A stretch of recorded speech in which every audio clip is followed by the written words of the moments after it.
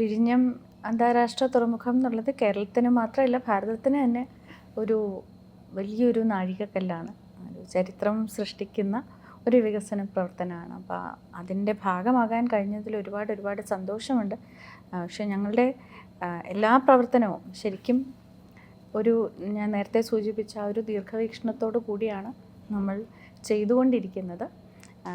ഇപ്പോൾ നമ്മളിപ്പോൾ ആദ്യഘട്ടത്തിൻ്റെ നിർമ്മാണ പ്രവൃത്തി പൂർത്തിയായി ഈ ഒരു ട്രയൽ ഓപ്പറേഷൻസ് നമ്മൾ ആരംഭിച്ച് കഴിഞ്ഞിരിക്കുകയാണ്. നിങ്ങൾ കണ്ടതുപോലെ നമ്മളതിൻ്റെ ഉദ്ഘാടനവും ആദ്യത്തെ കപ്പലിനെ വരവേൽക്കുന്നതിൻ്റെ ആനന്ദത്തിലൊക്കെ എല്ലാവരും പങ്കെടുത്തു. അതിനുശേഷം നമുക്ക് ഇന്നിപ്പോൾ നമ്മൾ സംസാരിക്കുമ്പോൾ ഏകദേശം 32 കപ്പലുകൾ അതിനുശേഷം വന്നു കഴിഞ്ഞു. ഇപ്പോൾ തന്നെ അതെ, നമ്മുടെ തീരത്ത് എത്തിക്കഴിഞ്ഞു.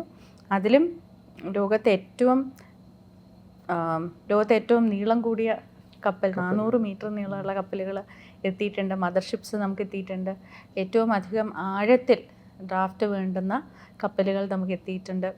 24,000 ടണ്ണോളം ഭാരം കൊണ്ടുവരുന്ന കപ്പലുകൾ എത്തിയിട്ടുണ്ട്. അപ്പോൾ അതും നമ്മൾ വൈവിധ്യമാർന്ന തരത്തിലുള്ള വെല്ലുവിളികൾ ഏറ്റെടുത്തുകൊണ്ടാണ് നമ്മൾ ഈ ട്രയൽ ഓപ്പറേഷൻസ് എന്നുള്ള ഈ ഒരു കാലഘട്ടം നമ്മൾ ഡിസൈൻ ചെയ്തതും അത് പ്രകാരം തന്നെയാണ് നടന്നുകൊണ്ടിരിക്കുന്നത്.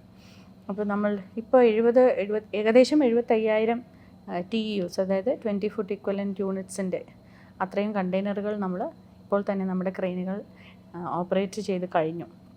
അപ്പോൾ ഈ കഴിഞ്ഞ ഒരു മാസത്തിൻ്റെ കണക്ക് നോക്കുകയാണെങ്കിൽ സൗത്ത് ഏഷ്യയിൽ തന്നെ മാരിടൈം ട്രാഫിക്കിൻ്റെ 10% വിഴിഞ്ഞം തുറമുഖത്തിലേക്കാണ് വന്നിരിക്കുന്നത്.